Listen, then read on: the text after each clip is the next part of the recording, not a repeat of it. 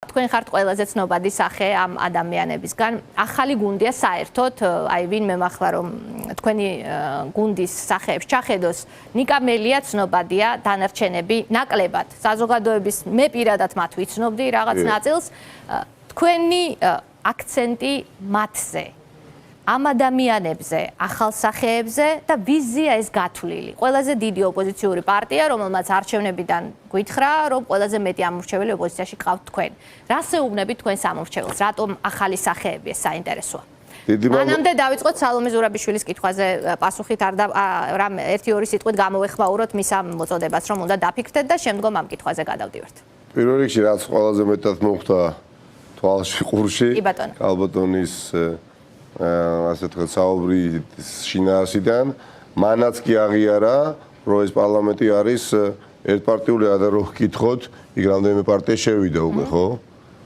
და ზოგი შედის, ზოგი შევიდა, თუ კი რამდენიმე ოპოზიციური პარტია შესულია, კალბატონი სალომე რატო საუბრობს, რომ მიუღებელია სახელმწიფოს ხონდეს ერთპარტიული პარლამენტი და ოპოზიცია არ იყოს იქ წარმოდგენილი. ანუ თავადვე აღიარა და მე ვფიქრობ, რომ ეს არის ის სიმართლე, რომელიც საყოველთაოა, რომ ოპოზიცია, რეალური ოპოზიცია უარს ამბობს გაყალბებული არჩევნებისთვის წვანე შუქის მიცემას. არა თუ იმ არჩევნებს რომელიც ჩატარდა, არამედ მომავალში, იმიტომ რომ ახლა გაფორმება მოპარული არჩევნებისა იქნება ღალატი აი ჩვენი შვილების და მომდენო თაობებისთვის, იმიტომ ჩვენ რეალურად დავაკანონებთ რას. შესაძლებელია ქვეყანაში ძიმედ გაყავდეს არჩევნები, მაგრამ მიუხედავად ყველაფრისა, მიუხედავად თვალში ნაცრის შეღლისა, მაინც ცხოვრება გრძელდება ჩვეულებრივ რიტმში. პოლიტიკური მაჩვენებელია. არ იცვლება თქვენი განაცხადება მანდატებზე უარია. ჯერ არ მინდა რომ ვიყო კონფრონტაციული, არც ერთ ეტაპზე მე კალბატონს პატივისცემთ როგორც კალბატონს, ეხლა როგორც პრეზიდენტს ვერც აღვიქვამდი და ახლა ხო მით უმეტეს და მე ვფიქრობ, რომ ქვეყნის მოსახლეობის აბსოლუტური უმრავლესობა თავად ქართული ოცნების წევრებიც კი ადამიანი, რომელიც ჩვენ გვესაუბრებოდა და უნდოდა რომ ახლა შეგონება დაგვენახა, ასე ვთქვათ, მის გვეგზნო მის სიტყვაში, უბრალოდ ზედმეტიც კი არის ასეთი კომენტარის გაკეთება, ეხლა ჩემი და ნებისმიერ მე ვფიქრობ ჩემი კოლეგის. ელოდით რამე სხვას მისგან, აი მაგალითად როგორ შეწყალებას ელოდით? ბატონო? ელოდით აი სალომე ზურაბიშვილის სხვა შინაარსის განცხადებას არ ვიცი. მე პირადად როგორც ჟურნალისტი მქონდა კითხვა რაზე იყო ეს განცხადება, ხო? არა, კალბატონი სალომე უპრეცედენტოდ ნომინალური ფიგურა არის, რომელსაც ერთი სიტყვაც კი არ დასცენია არც ერთ კრიტიკულ და კრიზისულ დღეებში. მაშინ, როდესაც მაგალითად ოპოზიცია საზოგადოების დიდ ნაწილთან ერთად ქუჩაში იდგა და თუ კი გული შესტკიოდა, ყოველ შემთხვევაში მინიმუმ ყასიდად მაინც შეეძლო, სანამ ჩვენი პარტნიორი სახელმწიფოების ელჩები ჩაერთვებოდნენ ფასილიტატორებად მოლაპარაკების პროცესში, მაშინ მაინც შეეძლო. ხო, განცხადება გაიკეთებია, რომ აგერ ვარ მე პირუთნელი ობიექტური. მოდით და ვიმსჯელოთ. ხოშოჩ ბარგველაშვილისგან მახსოვს ასეთი განცხადება, პარტიები დაპატიჟა მაშინ და ყველა პარტიას ესაო. ანუ არ გამოიყენა პრეზიდენტმა ეს როლი. კარგით. დაუწერეს ეხა აღმოსავლეთ ხელისუფლებაში ტექსტი, გადაუგზავნეს მის პერსამსახურს მეილით დარწმუნდა ასე მჯერა და მან უბრალოდ ჩაატარა ეს ბრიფინგი. და ეს ვისი მომასწავებელია, რომ ხვალ მანდატებს არ გააუქმებს ქართული ოცნება, როგორ ფიქრობთ? მე არ გამოვრიცავ იმდენად გაუგებარ სპირალში არიან შესულები, საკუთარი სვებედი არიციან, როგორი არის, არა თუ ქვეყნის, საკუთარი თვითონ როლი ვერ წარმოუდგენიათ რა არის, რას აკეთებენ, რეგლამენტს არ ღვევენ, გასაგებია, ხო, ეხა ხალხი ვიძახით, რომ არ გვინდა თქვენთან ერთად ყოფნა, ჩვენ გვინდა ხალხთან ერთად ყოფნა, თქვენთან ერთად ყოფნა არ გვინდა, ხო? მაგრამ იციან რა მოყვება იმ დღიდანვე, როცა რეალურად ამოქმედდება ნება ჩვენი რა 50-ზე მეტი ადამიანის და შეგვიწყდება უფლებამოსილება, მათზე წნეხი, როგორც ადგილობრივ დონეზე, ასევე საერთაშორისო დონეზე გაიზრდება, ეს აუთ კარგად გათვლილი და ცდილობენ რომ პროცესი გაწელონ და სიბნელეში დგამენ ნაბიჯს. მე ასეთი შტაბეჭება მრჩება, არანაირი კონკრეტული გეგმა მათ უბრალოდ არ აქვს. ახსენდებით მარტო პარლამენტში, როცა მაშინ შეგიწყვიტეს უფლებამოსილება, ხო პირიქით არის პროცესი. რეკავენ საპროცედურო კომიტეტის არ ვიცი თანამშრომელი რეკავს და უნდათ რომ დაადასტუროს ნებისმიერ აპლიკანტმა, განცხადებელმა, რომ ნამდვილად მისი დაწერილია და ხა არ დაგიმალავთ და არც ერთ მათზარზე პასუხი არ გამიცია და განგებ არც ვაპირებ, იმიტომ რომ როცა მე მინიმუმ ვარ ხა ადამიანი, რომელიც არავისთვის უკითხავთ, ხო? მინდოდა მე პარლამენტიდან ყოფილიყავი გამოძევებული თუ არა და ძალიან კარგად მოახერხეს და ახლა როცა ჩემი ნებით, ჩემი ხელით კანცელარიაში მიტანილი მაქვს განცხადება, დამატებითი ასე ვთქვათ თანხმობა სატელეფონო ზარის მეშვეობით თუ პასუხის მეშვეობით რა საჭირო არა და ასეთ პოლიტიკურ ხრიკს გამორიცხავთ აი ხვალ რომ თქვან მაგალითად რომ დასტური ვერ მიიღეს მაგალითად ნიკამერიასგან და მაგალითად შენ არ შეგიწყვიტო რადგან ვერ გადაამოწმეს გსურდათ თუ არა პრინციპში ეს საჯარო განცხადება ახლა ტელევიზიით გაკეთებული დასტური არა მატერიალური სახით უდეთ განცხადება ხო კი ბატონო ანუ ქართული ოცნება ცდილობს ინდივიდუალურად გავიდეს დეპუტატებზე თქვენი აზრით აქვს შანსი ვინმეს შეტყუების კიდე ისინი არ არიან საკუთარ თავში დარწმუნებულები მათ ყველაზე უკეთ უწყით რომ არჩევნები მოიპარეს. ისინი ხომ არ არიან გამარჯვებულები, არც ერთ მათგანს იერზეც კი არ ეტყობათ რომ გამარჯვებულები არიან. მათ იციან. კი ბატონო, ალეკო ელისაშვილი, ლევან იოსელიანი, ნუ გირჩი ამბობს რომ და სამწუხაროდ მათ ის გადაწყვეტილება მიიღეს, რომელიც მიიღეს, ძალიან არ მინდოდა რომ მათ მიიღოთ, იმიტომ რომ ნებისმიერ ადამიანს საერთო შეთანხმებიდან გასვლის შემთხვევაში მე უწინასწარ მეტყველებდი ძალიან მძიმე ფიასკოს და პოლიტიკური რეპუტაციის რბილად რო თქვა მნიშვნელოვნად აი შებღალვას და ამ ყველაფერს ვერ გადაურჩება ვერავინ მე გული მწყდება რომ ეს გადაწყვეტილება მიიღო ალეკომ და ლევანმა მაგრამ ნუ თავად ზდასული ხალხი ვართ და გაჩერდება პროცესი ზდასული ხალხი ვართ და ბუნებრივია მათი გადასაწყვეტი იყო და აგერ ქალბატონი სალომეც კი დავინახეთ რომ არც ერთ ადამიანს ვინც ოპოზიციური პოლიტიკური პლატფორმიდან შევიდა არც კი მიიჩნევს ოპოზიციონერად და ამბობს რომ პარტია პარლამენტი უნდა იყოს ერთპარტიული. გამორიცხავთ რომ ეს სია გაგრძელდეს, გაფართოვდეს მათემატიკური არითმეტიკით თუნდაც ნაციონალური მოძრაობის ვინმე წევრის თანხმობას შესვლაზე გამორიცხავთ ნიკა? ეს გავლილი გაქვთ პარტიაში. ჩვენ რეალურად ამ ჩვენი წინადადების ერთგულები ვჩებით რომელიც გაცხადდა 1 ნოემბერს რატომ იმიტომ რომ დავინახეთ მე ამ შემთხვევაში ინდივიდუალურ გადაწყვეტილებებზე გეკითხებით ანუ დაშვებადობა მაჟორიტარობის კანდიდატს თუ გაესაუბრებით მე ხო ძალიან კარგად ვნახე და თქვენც ხო ნახეთ და მაყურებლებმა თქვენი და სხვა ტელევიზიის მეშვეობითაც როგორი უკიდეგანო გაყალბების მასშტაბი იყო და ძალადობა იყო და მე არ მაქვს ნამდვილ მიუხედავად იმისა რომ 31000 ხმა მართა გმირი გდანელებისა მივიღებ ხარდაჭერი ვიყავი წარმოდგენილი ხო უკვე მოვიგეთ ახლა უბრალოდ 31000 ადამიანს მე როგორ შეიძლება რომ ზურგი შევაქციო და ვუთქვა რომ გასაგებია თქვენი პერსონალური გადაწყვეტილება შეიძლება არჩევნია ფიზიკურად რო იძალადეს იარაღის გამოყენებით და ყველა თითქმის საარჩევნო უბანზე დისბალანსია, ანუ აცდენილია მომსვლელთა რაოდენობა და არსებული ბიუროეტები, რომელიც ყუთებიდან გადმოცვიდა, ამ ყველაფერს ეხლა მე გავაფორმებ, ხო?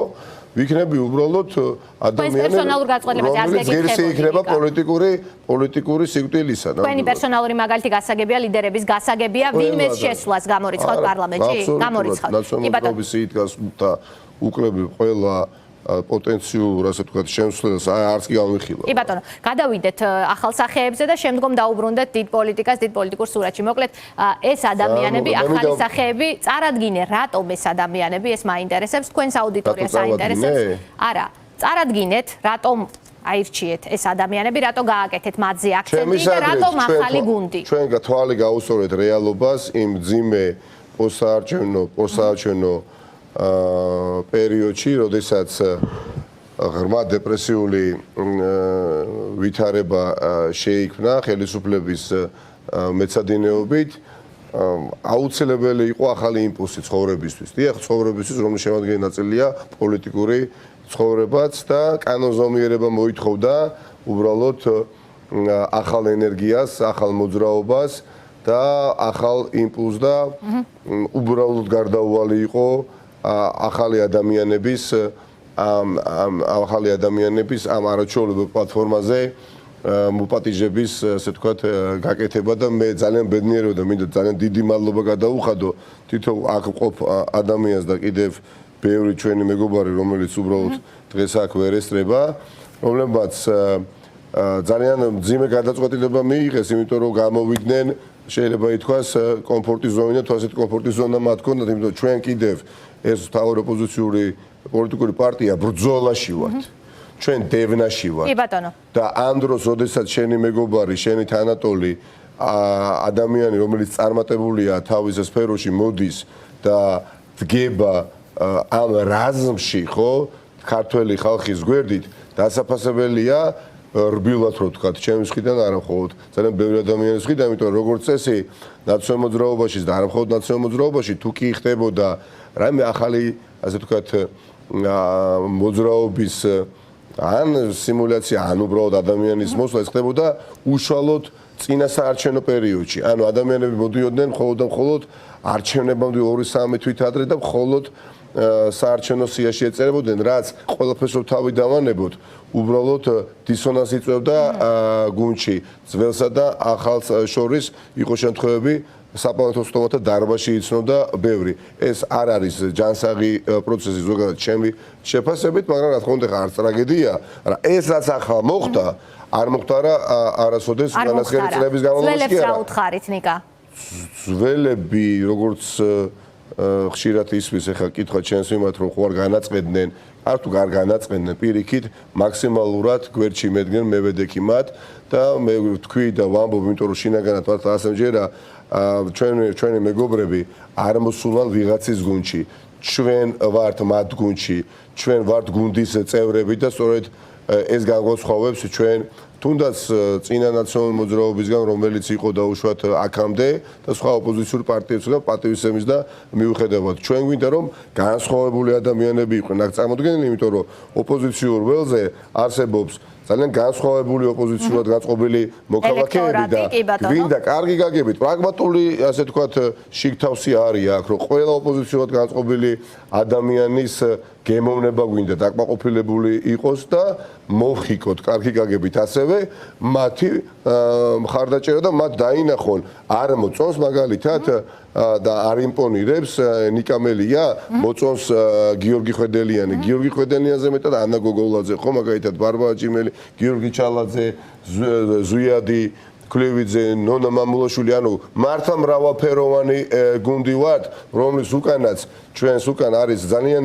დიდი მხარდაჭერა ინდივიდუალური რა და გვინდა რომ ეს ყველაფერი გაერთიანდეს ერთ მძლავ პლატფორმაზე მე ყოველთვის წინააღმდეგი ვიყავი ახლა მით უმეტეს და მომავალშიც ვიქნები რომ ვისაუბრო რომ ადამიანი რომელიც მინდა რომ ვიხილო პოლიტიკურ პროცესებში ჩართული დავარწმუნოს მოვიდეს ვიღაცის პარტიაში ან ორი ან ერთი ან სამი ადამიანის პარტიაში ეს არ არის ჩვენი ამოცანა არის რომ ეს პოლიტიკური ინსტრუმენტი კარგი გაგები ნაციონალური მოძრაობა ყოველთვის იყო ერთ ლიდერთან ასოცირებული პარტია არა ასე უფრო დამფუძნებელია უპირობო ლიდერია მაგრამ ასეთი არ არის ეს ასე ნამდვილად არ არის ოღონდ ამის თქმა გინდათ ახლა თქვენ არა ამას ამბობს თავად ეს ყველაფერი მე პირადად ხა უნდა ვთქვა რა ხან ამას ჩამოვარ საუბარი ეს ცვლილებები მნიშვნელოვანი ცვლილებები რეფორმები ბუნებრივია ტარდება მიხეილ სააკაშვილის ხარდაჭერით რომ არა ეს ყველაფერი მე უბრალოდ ამ ჭაპანის გაწევასაც არ დავაპირებდი რომ არ კონდეთ მისი მხარდაჭერა არა იმიტომ რომ ხა მე უბრალოდ რა თქმა უნდა ხა თუ დავინახავდი რომ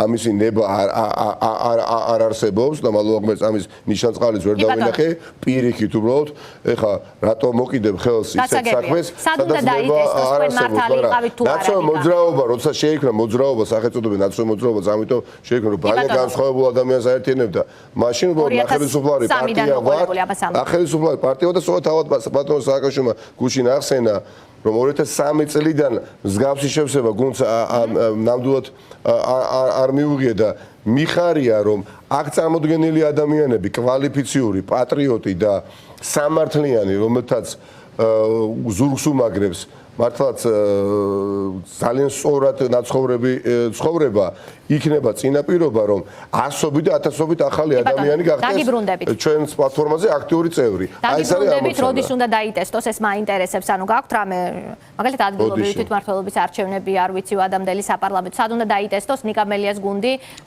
ეს კიდევ თქმა არ არის ნიკა მელიას გუნდი პედაგოგიური თავდაბლობის გარეშე ხა ამიტომ არა რომ არ არის არ მინდა როგორც იმიტომ მე მინდა რომ ამ ქვეყანაში რეალურად უპერსპექტივა და უიმედობა დამარცხდეს და თუკი ჩვენ ვიწრო პრიზმაში გავიხილავთ საკითხებს და ვიტყვით რომ ვიღაცის პარტია ან ვიღაცის გუნდია ჩვენ იმ სივერაგეს ვერ დავამარცხებთ, ნამდვილად ყველამ უნდა დაინახოს ამ გუნდში თავი და ეს არის გუნდი, რომელსაც უბრალოდ შეიძლება უწოდოთ თანაგუნდელები, თანამებრძოლები, არავის გუნდი ეს არ არის და ჩემი აზრით ეს არის საამაყო ჩემთვის ყოველ შემთხვევაში ყველაზე მეტად.